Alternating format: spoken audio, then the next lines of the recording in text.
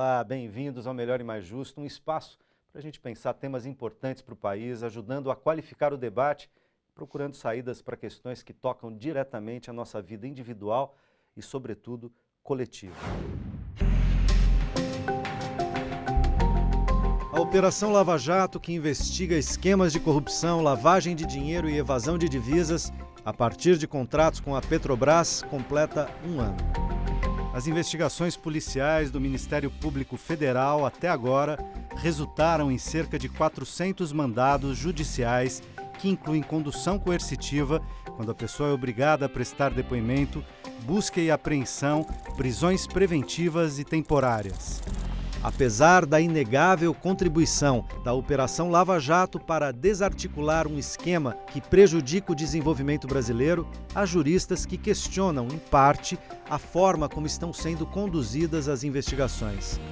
Será que estamos falando em instituição policial, poder judiciário e Ministério Público de fato independentes e transparentes, ou interesses políticos, partidários e midiáticos têm ganhado a cena e contaminado o rumo e os sentidos do escândalo? Esse é o debate que começa agora no Melhor e Mais Justo. Para discutir esse assunto, eu tenho o prazer de convidar Paulo Sérgio Leite Fernandes, que é advogado criminal, decano dos criminalistas em São Paulo, e Arthur Scatolini, advogado e professor universitário. Bem-vindos. Desde o início da operação, grande parte das informações e denúncias levantadas veio à tona através da delação premiada, um benefício legal concedido a um criminoso delator que aceite colaborar na investigação com novos dados ou provas e tem, em troca, algumas vantagens e benefícios. Como vocês avaliam o uso desse instrumento de forma geral e especificamente na Lava Jato? Paulo Sérgio. Eu devo dizer que eu sou um admirador do que já foi, porque como decano eu sou um sobrevivente. Eu sou um pedaço daquilo que já não devia existir, mas existe teimosamente.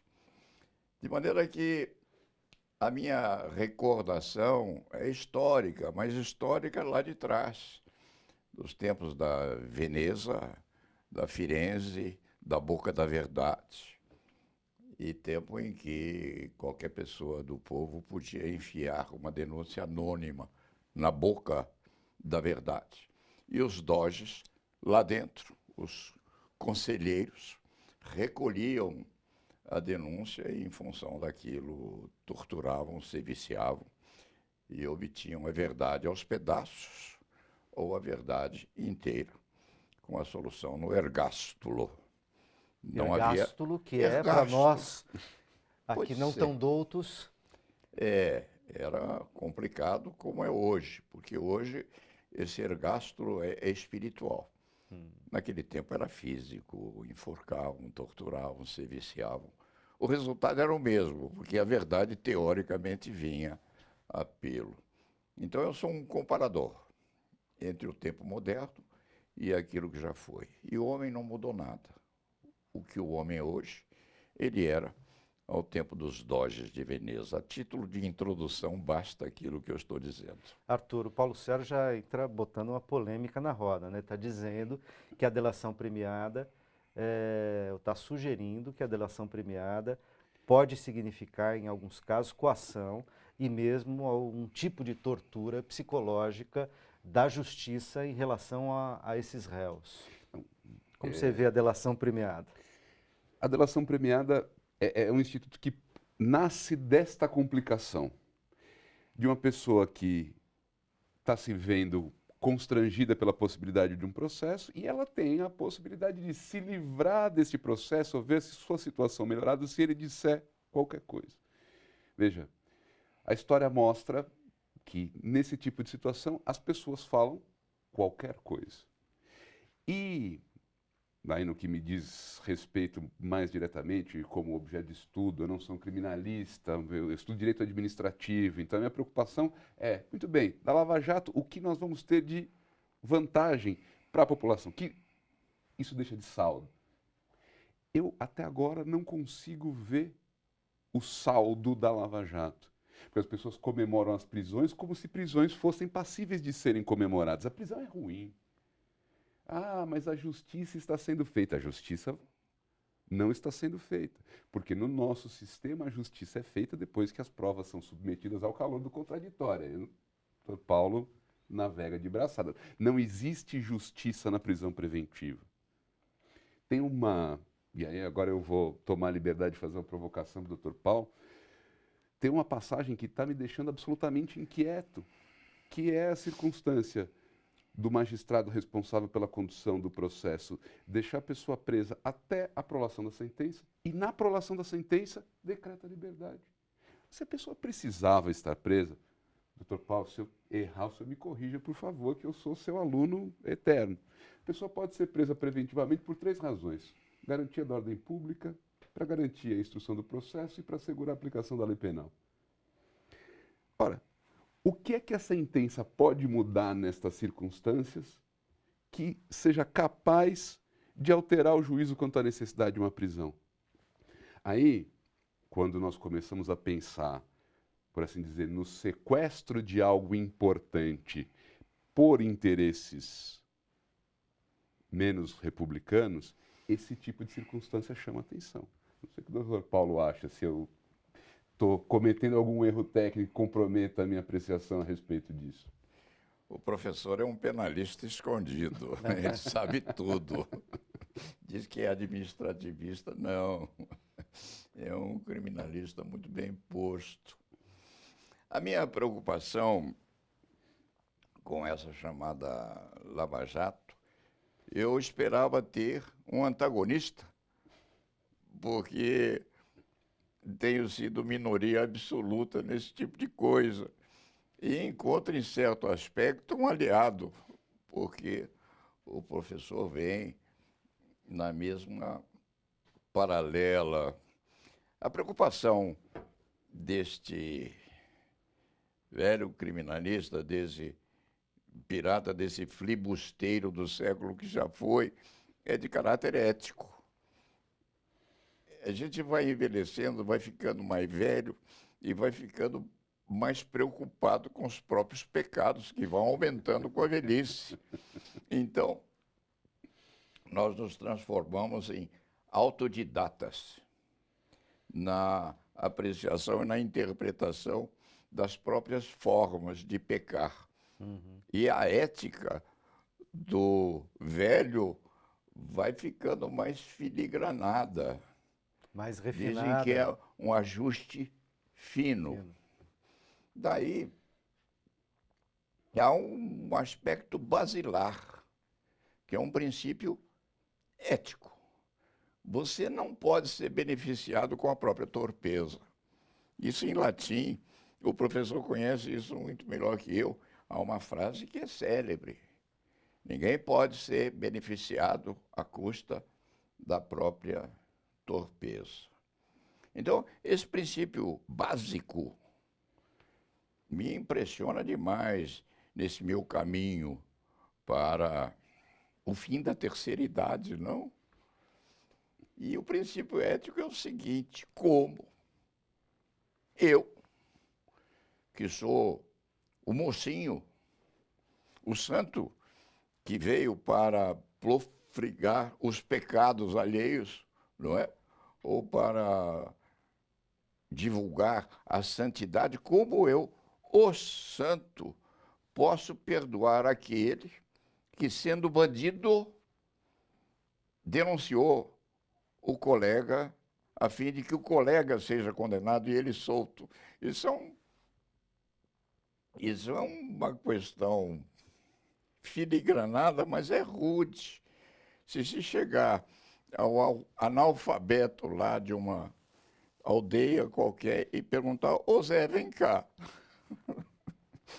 Se você dedar aquele que furtou a galinha com você, você deve ser perdoado. Ele: ô doutor, mas que é isso? Nós temos que ir para a cadeia juntos. Então não é preciso ser jurista para saber que, eticamente, isto é uma torpeza.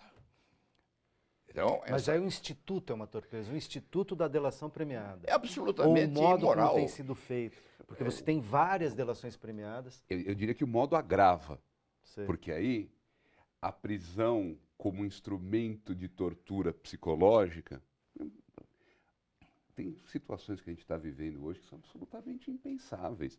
Uma coisa é, eu preciso da prisão deste sujeito por motivo X ou Y. Se o juiz entender que essa prisão é necessária, ele tem poderes para decretar. Agora, isso é uma coisa excepcional, que dura um prazo que tem que ser certo. A gente vive uma situação, e aí eu vou tomar a liberdade de ampliar um pouco o debate, em que as garantias constitucionais que historicamente foram asseguradas sempre aos mais ricos e que historicamente foram sempre suprimidas dos mais pobres, sempre foram objeto de uma luta para que a gente tivesse a universalização das garantias. Então a presunção de inocência tem que valer para o criminoso do colarinho branco e tem que valer para o sujeito que roubou a mão armada no farol. Porque isso é uma garantia constitucional de todos nós. Não é uma questão de proteção do bandido. Porque um dia, o Dr. Paulo vai estar dirigindo na Marginal, alguém vai atravessar a rua e vai atropelar o carro dele. E vai ter sangue no para-brisa. Posso prender, doutor Paulo? Tem elementos materiais de que ele matou uma pessoa. Isso não é possível. Então, o que boa parte da advocacia enxerga nesse tipo de situação é uma falta de compromisso com essas garantias que não são garantias da semana passada. Na rebelião contra os Dodges de Veneza, Sim. o objeto, a preocupação que se tinha eram essas garantias. Isso está absolutamente consagrado na Constituição Federal e, de repente, a gente vê isso, de certa forma, solto, como se tivesse um estado de exceção. E aí as pessoas dizem, mas é evidente, existe uma consciência de que estes crimes existem e são antigos e agora nós estamos punindo. O Dr. Paulo vai lembrar de um instituto chamado Verdade Sabida. A verdade sabida dispensava a prova, porque todo mundo sabe que isso aconteceu. Então, tem alguns conceitos que eles não são banidos por acaso. A verdade sabida, a mulher honesta. Isso se perde porque isso tem uma função deletéria na ordem jurídica. Isso tem uma função deletéria na sociedade. E tem um anacronismo social, né? Exatamente. E, de certa forma, é isso que a gente vê ressurgindo. Pois é. Eu fico muito preocupado com essas coisas, com certeza, porque em 1º de abril de 1964, vocês não haviam nascido. Ia faltar muito tempo a vocês. Eu tinha nascido. Há pouco tempo, mas eu tinha nascido. Pois é, mas vocês, se quando nascendo, eram um neném de colo. Isso, exatamente. Eu já era grande. E participei ativamente do golpe de Estado de 1964, em 1º de abril. Eu e alguns que eram jovens como eu, Ives Gandra. O velho professor Ives Gandra era mocinho à época, tinha cabelo, era bonito, Ives. Na mocidade ainda é um senhor respeitabilíssimo. Participamos daquela coisa e participamos ao lado da soldadesca, eu devo confessar isso. Nós só mudamos de lado quando começaram a torturar a gente, porque aí os advogados não podiam admitir tal circunstância e nós começamos a defender comunista, socialista, universitário, bandido, ladrão, pouco importa, era a nossa função à época e continua sendo hoje. Mas, dentro desse contexto, eu sou um testemunho daquilo que já foi. E que foi sombrio, né, Paulo Sérgio? Digo, foi uma coisa horrível, terrível. E que foi nefasto para a sociedade brasileira. Aquilo começou da mesma forma que está hoje. E você dirá, bem, mas Paulo Sérgio, naquele tempo eram os milicos. Hoje é a democracia. Não. Naquele tempo o povo, como hoje, estava ao lado da moralização do país, contra João Goulart, os sindicatos, etc. Bem, mas os militares eram agentes do poder autoritário. Hoje não. Não. Naquele tempo, os militares eram agentes da força. Hoje, nós temos nos juízes, inclusive no eminente magistrado Sérgio Moro. um agente da força. A força voltada para o bem. Porque nós temos a antítese, do outro lado, o mal. O homem nasceu com o mal e o bem dentro do corpo. A humanidade vai até a sua destruição, convolando as duas alternativas, o bom e o mal. O milico era bom, o juiz Moro é bom. A força exercitada para o bem lá atrás, sim.